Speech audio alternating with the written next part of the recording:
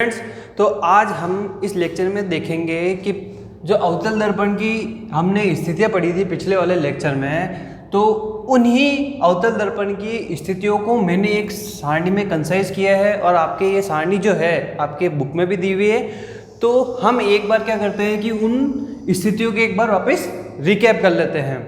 इसके बाद मैं आपको बताऊंगा कि उत्तल दर्पण से बनने वाले प्रतिबिंब कैसे होते हैं और अवतल के और उत्तल के उपयोग कहाँ कहाँ हम उसको उपयोग में लेते हैं। तो सबसे पहले हम देख ही लेते हैं कि अवतल दर्पण की जो प्रतिबिंब की स्थितियाँ थी वो कहाँ कहाँ और कैसे कैसे होती है। तो प्रतिबिंब की स्थिति में सबसे पहले हम देखते हैं कि वस्तु यानी बिंब को हम वस्तु कहते हैं। तो जो बिंब है पहली स्थिति में कहाँ पर हो, अनंत पर हो। कहाँ पर हो, अनंत पर हो। अब अनंत पर है तो प्रतिबिंब की स्थिति कहाँ पर होगी, यानी कि जो प्रतिबिंब है, बनने वाला प्रतिबिंब है उस वस्तु का, वो कहाँ बनेगा, तो वो बनेगा आपके फोकस पर।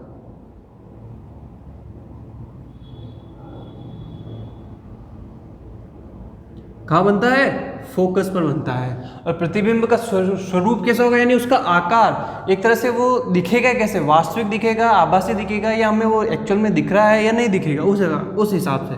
तो क्या होगा, वास्तविक व उल्टा।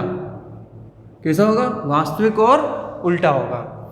और प्रतिबिंब का आकार कैसा होगा, बिंदुवत।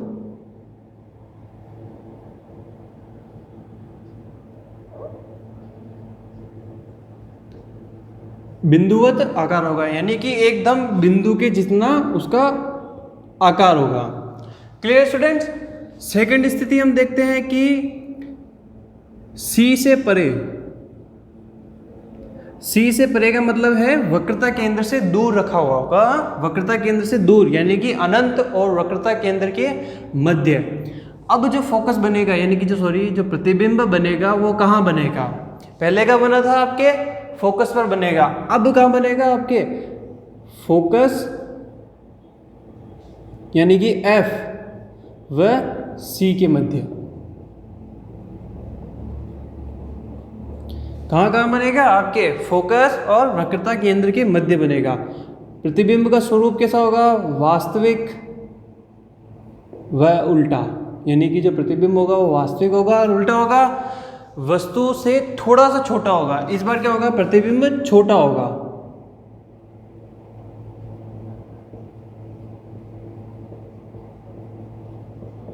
यानी उसका जो आकार होगा वो कैसा होगा, वस्तु से छोटा होगा। अब थर्ड पोजीशन क्या है कि अब हमने सी पर रख दिया, अब क्या रखेंगे, सी से परे रखा, अब रखेंगे सी पर, यानी कि जब वक्रता केंद्र पर हो तो जो प्रतिबिंब है वो कहाँ बनेगा, सी पर बनेगा।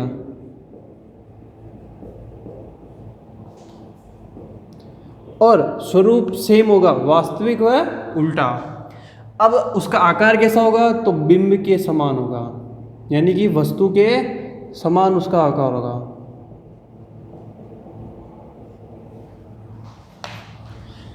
अब चौथी पोजीशन क्या है, तो देखिए फोर्थ पोजीशन इसमें कहां पर होगी, सी व एफ के मध्य हो, यानी कि जब बिंब है कहां पर हो, सी व एफ के मध्य हो, यानी कि फोकस और वक्रता केंद्र के मध्य हो। अब जो प्रतिबिंब है वो कहां बनेगा, सी से परे बनता है। क्या बनता है, प्रतिबिंब आपके जो है वो सी से परे बनता है, यानी कि वक्रता केंद्र से पीछे बनता है। प्रतिबिंब वास्तविक उल्टा होगा और बिंब से बड़ा होगा, यानी उसका आकार कैसा होगा, बिंब से बड़ा। फिफ्थ पोजीशन क्या होगी कि जब वस्तु कहां पर हो, फोकस पर हो।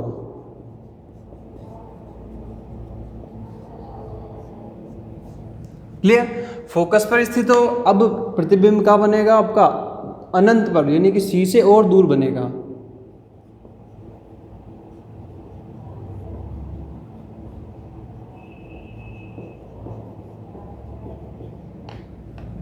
वास्तविक व उल्टा ही होगा और बहुत बड़ा प्रतिबिंब होगा, यानी कि जो उसका आकार है प्रतिबिंब का वो कैसा होगा, बहुत बड़ा होगा। 6th पोजीशन क्या है कि जब एफ व पोल के बीच में यानी कि फोकस और ध्रुव के बीच में जब आपका वस्तु रखी हुई हो वहां,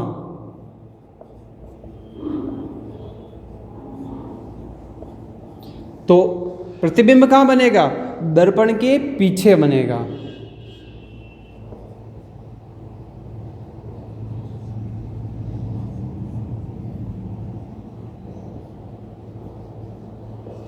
और यहां पर बनता है आपका आभासी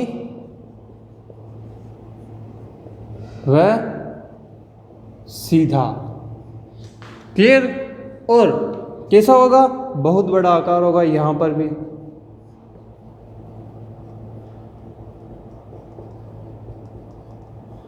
क्लियर।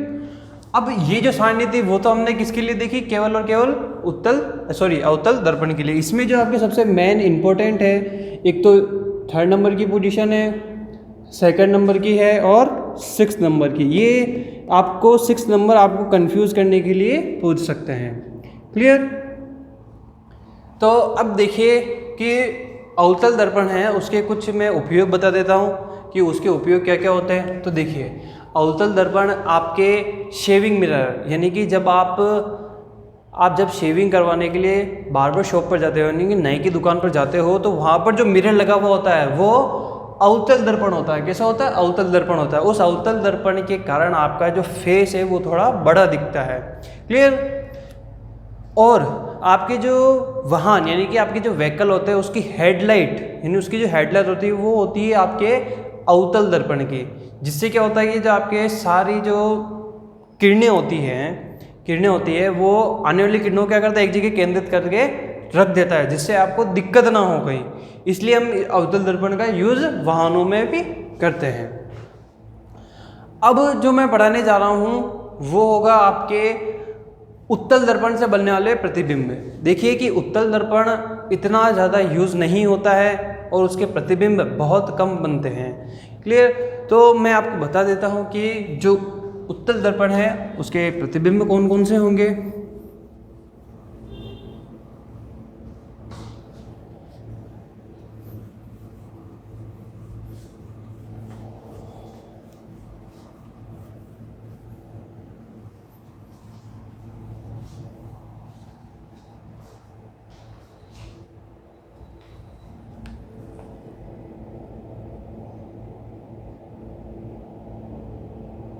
उत्तल से प्रतिबिंब की स्थितियाँ। देखिए उत्तल दर्पण में मोस्टली आपके 2 या 3 ही प्रतिबिंब बनते हैं।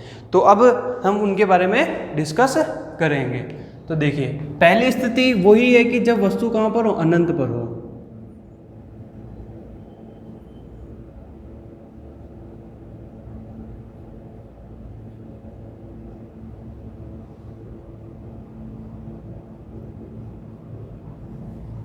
तो देखिए मैं आपके बनाता हूं।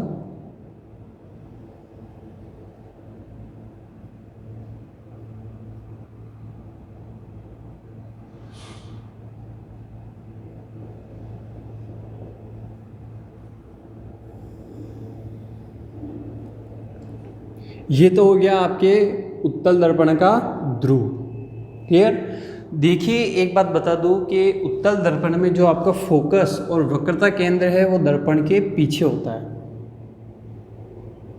ये तो हो गया इसका फोकस और ये वक्रता केंद्र। क्लियर। तो देखिए वस्तु कहाँ पर हो, अनंत पर हो, तो क्या हो गया आपके मुख्य अक्ष के समानांतर किरण आएगी और हमें क्या होगा कि प्रतीत होगा कि वो कहाँ से होकर आ रही है, फोकस से होकर आ रही है, जबकि वो क्या होगा कि इस तरह से लौट जाएगी। क्या होगा, वो इस तरीके से आपके लौट जाएगी।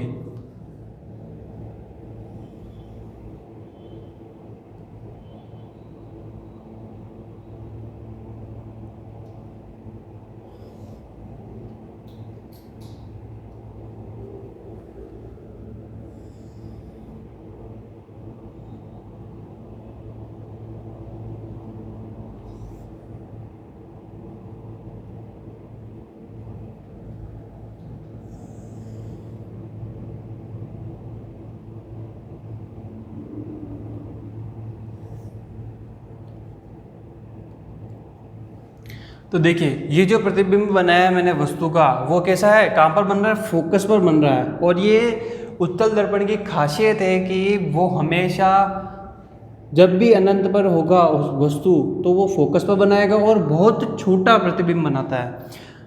तो इसके अंदर एक पॉइंट क्या हो गया, जब वस्तु अनंत पर हो तो क्या होगा, प्रतिबिंब कहाँ बनेगा, फोकस पर बनता है।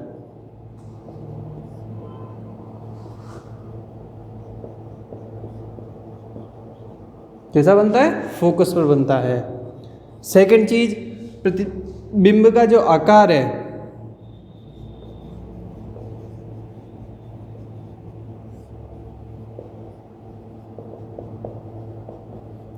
प्रतिबिंब का आकार कैसा होगा, छोटा होगा, यानी बिंदुवत प्रतिबिंब बनेगा।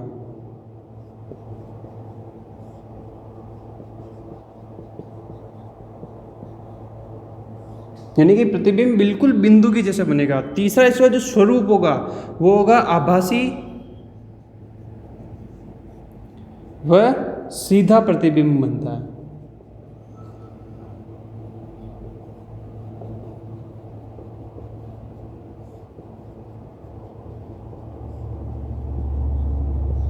क्लियर। अब हम देखेंगे नेक्स्ट पोजीशन के बारे में। तो अब नेक्स्ट पोजीशन के बारे में देख लेते हैं कि अगली जो पोजीशन है हमारे मिरर के ऊपर वो क्या होगी उत्तल दर्पण में। तो देखिए जो नेक्स्ट पोजीशन है वो ये है कि जब वस्तु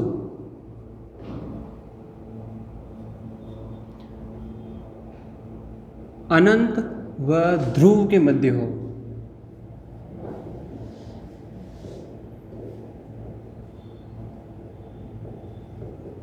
कहाँ पर हो, अनंत और ध्रुव के मध्य हो। अवतल दर्पण में जब हम उत्तल दर्पण में जब हम वस्तु रखते हैं तो केवल और केवल हमारे बीच में अनंत और ध्रुव ही होता है, न कि फोकस, वक्रता केंद्र या ध्रुव आता है। तो देखिए ये बनाई मैंने मुख्य अक्ष, ये हो गया आपके ध्रुव, ये फोकस और वक्रता केंद्र। एक बात फिर बता दूं कि उत्तल दर्पण में फोकस और वक्रता केंद्र हमेशा दर्पण के पीछे होते हैं। अब वस्तु कहाँ रख रही है हमें, ध्रुव और अनंत के बीच में, तो यहाँ रख देते हैं हम।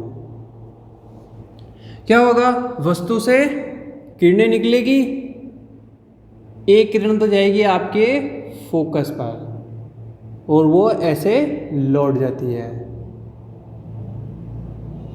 क्लियर। फिर एक वस्तु ऐसे जाएगी और आपकी क्या करेगी, बिल्कुल ऐसे लौट जाती है। तो जो किरण है वो जहां पर काटेगी आपके, वहां पर क्या बनेगा, प्रतिबिंब बनेगा।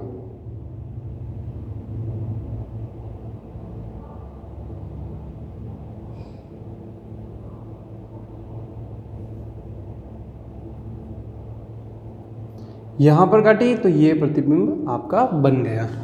क्लियर। अब इसमें आपके वापस देख लेते हैं पहला पॉइंट कि वस्तु कहाँ पर है आपके, जब वस्तु अनंत और ध्रुव के मध्य हो तो जो प्रतिबिंब है वो उसका स्थान कहाँ होगा, जो प्रतिबिंब है F वह ध्रुव के मध्य बनता है।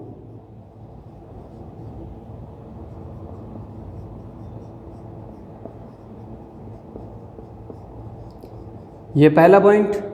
दूसरा पॉइंट क्या है कि इसका स्वरूप क्या होगा, इसका स्वरूप होगा आपके आभासी व सीधा। क्लियर। थर्ड पोजीशन यानी कि थर्ड स्थिति इसकी क्या होगी, इसका आकार कैसा होगा, तो आकार होगा छोटा, यानी कि वस्तु के आकार से छोटा इसका आकार होगा। अब देखिए स्टूडेंट कि उत्तल दर्पण में आपके केवल दो स्थितियां होती हैं, केवल दो स्थितियां होती हैं। एक तो जब अनंत पर हो वस्तु और एक हो आपके अनंत व ध्रुव के मध्य। क्लियर। लेकिन जब हम बात करते हैं आपके अवतल दर्पण की तो उसमें पहली स्थिति क्या आती है, जब अनंत पर हो, दूसरी स्थिति क्या आती है, जब अनंत व सी के मध्य। तीसरी पोजीशन आती है आपके सी से परे, ये तो हो गई सी से परे। अब आती है आपके सी पर, फिर आती है सी व एफ के मध्य, फिर फिफ्थ पोजीशन आती है आपके एफ पर यानी फोकस पर, फिर आती है आपके एफ व ध्रुव यानी कि एफ व पी के मध्य। तो ध्यान दीजिए, आपको जब एग्जाम में पूछेगा एग्जामिनर, वो मोस्टली अवतल दर्पण से ही ज़्यादा पूछता है। कभी कभार उसकी इच्छा होती है तो वो उत्तल दर्पण से पूछ लेता है। इसके उत्तल दर्पण के उपयोग देखिए कि उत्तल दर्पण जब आप साइड मिरर होते हैं आपके वाहनों के, उसमें आपके उत्तल दर्पण का यूज़ किया जाता है। क्या होता है कि वस्तु बहुत दूर होती है, लेकिन जो उसका प्रतिबिंब है आभासी और सीधा हमें इसमें दिखाई देता है। साथ ही साथ उस बिंब यानी कि वस्तु के पीछे का बैकग्राउंड हमें बड़ा दिखाई देता है, जिससे हमें पता चल जाता है कि जो वस्तु है वो हमारे नज़दीक है। इससे हम उसको क्या करते हैं, साइड दे देते हैं। आजकल एटीएम में भी इसका यूज़ लग गया है, जिससे पता चल जाए कि जो ग्राहक है उसके पीछे का जो दृश्य है उसे भी दिखाई दे सके। तो ये तो थे आपके किसके, उत्तल दर्पण के उपयोग। अब जो हम पढ़ने जा रहे हैं वो पढ़ेंगे अब हम इसमें मिरर फॉर्मूला यानी कि दर्पण सूत्र। तो अब हम हमारे चैप्टर का सबसे इम्पोर्टेंट एक क्वेश्चन डिस्कस करने जा रहे हैं, जिसका नाम है दर्पण सूत्र। ये क्वेश्चन आपके 3 मार्क्स में भी आ सकता है, 4 मार्क्स में भी आ सकता है। हालांकि 5 नंबर का इतना बड़ा ये है नहीं है जिससे ये पूछे जाए। अब हम इसको डिस्कस करते हैं, तो पूरा फोकस आपका केवल और केवल बोर्ड पर होना चाहिए। इसका डायग्राम कैसे बनता है और ये कैसे डिराइव किया जाता है। सीधे सीधा एग्जामिनर क्वेश्चन पूछ सकता है कि गोलीय दर्पण के लिए, गोलीय दर्पण के लिए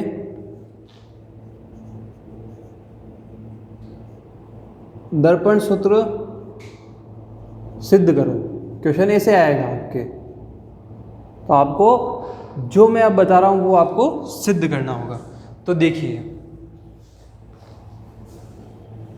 कि इस क्वेश्चन को कैसे डिराइव करते हैं, कैसे हम इसको सिद्ध करते हैं।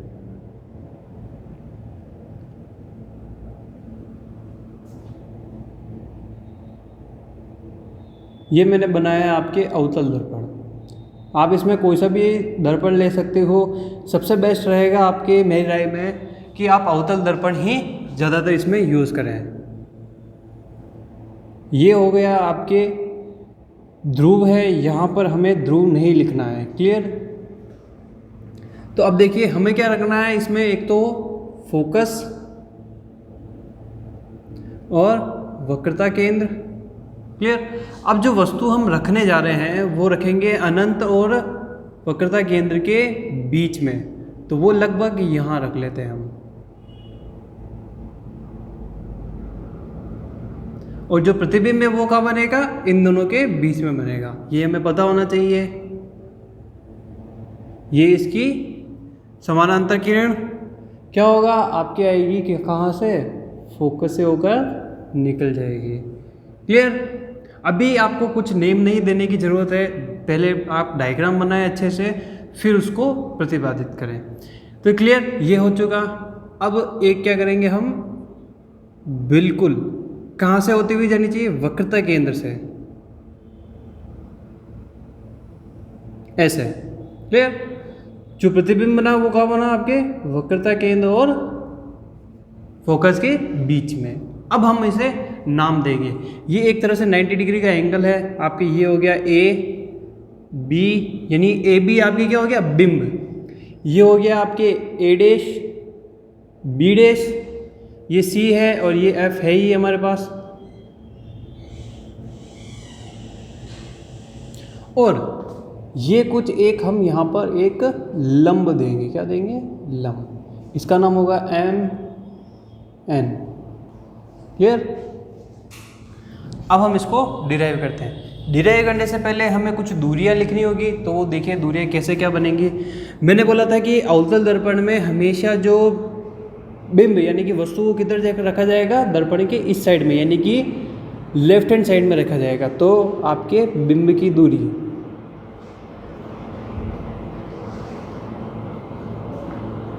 बिंब की दूरी, यानी कि बिंब की दूरी क्या होगी, ये यहाँ पर एक पॉइंट और दे दो O, ये जो ध्रुव है हम उसे O से डिराइव कर देते हैं। OA कितना होगा आपके -u। फिर प्रतिबिंब दूरी, प्रतिबिंब दूरी आपकी क्या होगी OB डैश, OB डैश आपकी क्या होगा -v। क्लियर। आपके फोकस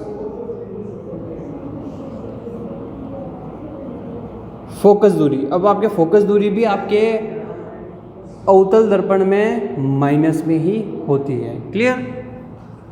अब हम इसको डिराइव करते हैं कि इसको कैसे डिराइव करेंगे। हम इसमें कुछ त्रिभुज भी लेंगे। क्लियर। यहाँ पे मैं थोड़ा नाम चेंज कर देता हूँ।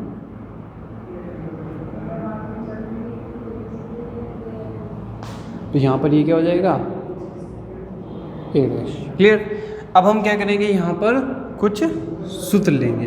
अब हम यहाँ पे लेंगे जो त्रिभुज लेना है हमें, सबसे पहले हम क्या लेंगे BAC। ये सर्वांगसम त्रिभुज होंगे, ध्यान दीजिए।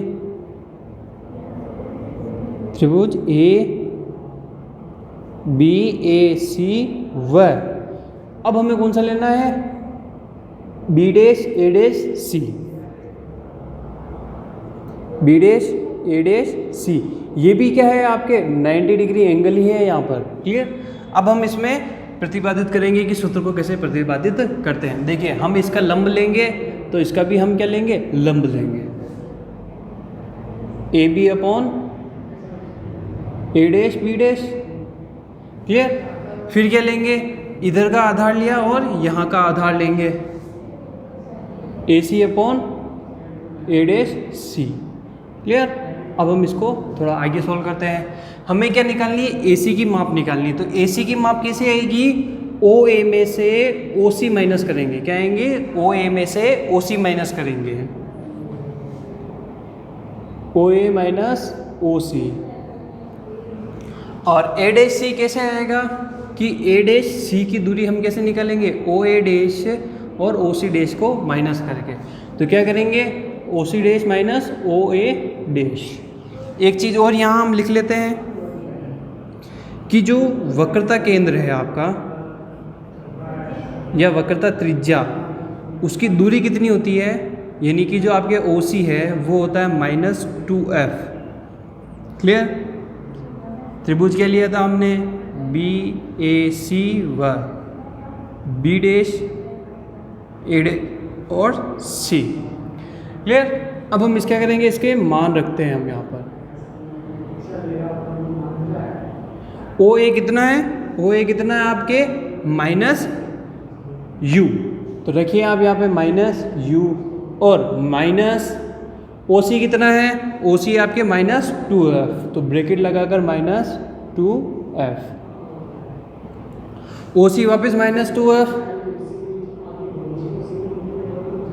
माइनस, और OA डैश कितना है माइनस के v, ये ब्रैकेट लगा दें। क्लियर। वापिस अगले स्टेप, अब ये -u, ये माइनस इस माइनस से इंटू होगा तो +2f, ये 2f, माइनस माइनस प्लस और v। इस इक्वेशन को अभी हम यही रहने देंगे। क्लियर। तो ये तो हो गया हमारे इक्वेशन नंबर 1।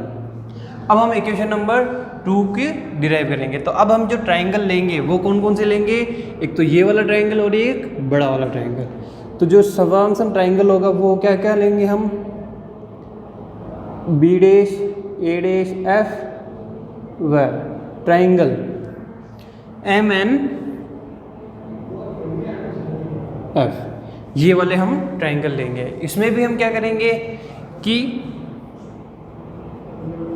MN अपॉन क्या लेंगे, इसका आधार लंब A डैश B डैश।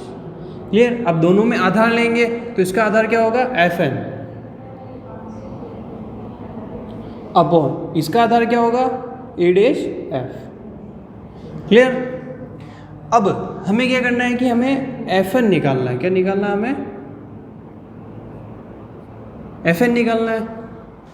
तो देखिए Fn एक तरह से आपके क्या है, O है, इसको आप OF भी लिख सकते हो। इसका कारण मैं अभी आपको बताता हूँ। और हमें क्या निकालना है, ये दूरी निकालनी है। तो हमें क्या करना पड़ेगा कि प्रतिबिंब दूरी में से फोकस दूरी माइनस करनी होगी। तो प्रतिबिंब दूरी आपकी कितनी है, OA dash, OA dash minus OF। अब यहाँ पर आप रीज़न लिख सकते हो कि क्या, कि जो MN है वह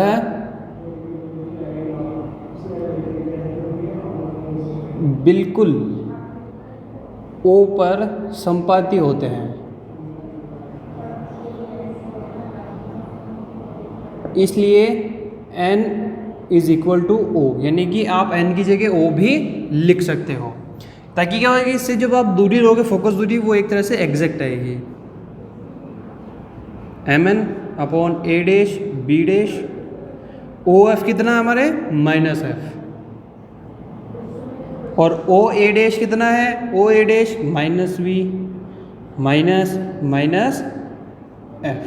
क्लियर, ये minus F minus V minus minus plus F। Clear, ये तो अब देखिए कि ये इस MN को हम ये लिख सकते हैं AB upon A dash B dash minus F plea, ये तो हो गया हमारा इक्वेशन नंबर 2। इस AB को इसलिए हम लिख रहे हैं क्योंकि ये दोनों क्या है, पैरेलल है। क्या है, पैरेलल है। अब हम क्या करेंगे कि देखिए कि हमारे इक्वेशन नंबर 2 और 1 में कुछ इक्वल है कि AB upon A dash B dash, यहाँ पे भी AB upon A dash B dash. तो क्या होगा, इक्वेशन नंबर समीकरण 1 इक्वल समीकरण 2। अब क्या करेंगे, इन दोनों को इक्वल कर लेते हैं।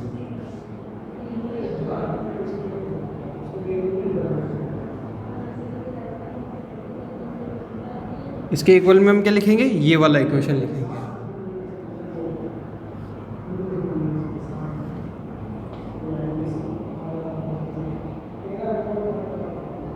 क्लियर, अब इस इक्वेशन को हम सॉल्व करते हैं। क्या करेंगे, इसको किससे मल्टीप्लाई करेंगे, इससे, यानी कि क्रॉस गुणा करेंगे। करो मल्टीप्लाई,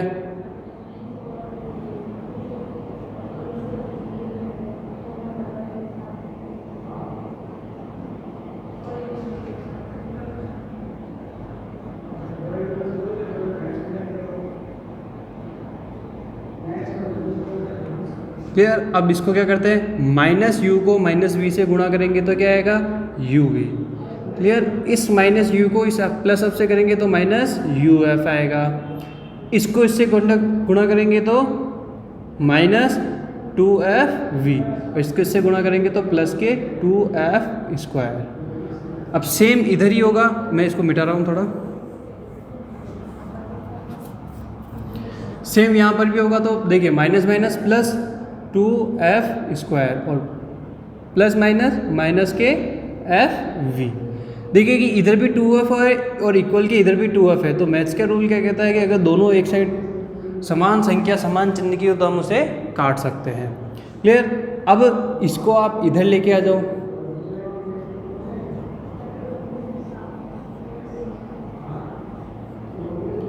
जब ये माइनस का इधर आएगा तो क्या हो जाएगा, प्लस का, और ये बचा हुआ इधर 0 है। क्लियर, पहले आप इसको पूरा सॉल्व कर लीजिए। माइनस के 2f में से एक एफ वी जाएगा तो कितना बचेगा, माइनस का एक एफ वी। क्लियर, इधर 0। अब इसको आप क्या कर दो, इधर ट्रांसफर कर दो तो क्या हो जाएगा, ये एफ वी। अब इस पूरी इक्वेशन को आप डिवाइड करो यू वी एफ से। किससे डिवाइड करो, यू वी एफ से। इधर भी अब जिधर जो जो कट जाता है वो उधर ट्रांसफर कर लो। देखो इधर यू वी से इधर यू वी कट रहा है, इधर यू एफ से यू एफ कट रहा है, इधर एफ वी से एफ वी कट रहा है, तो कट गई है। तो इधर क्या बचा, 1/f minus 1/v is equal to 1/u। अब इसको इधर भी ट्रांसफर कर दो।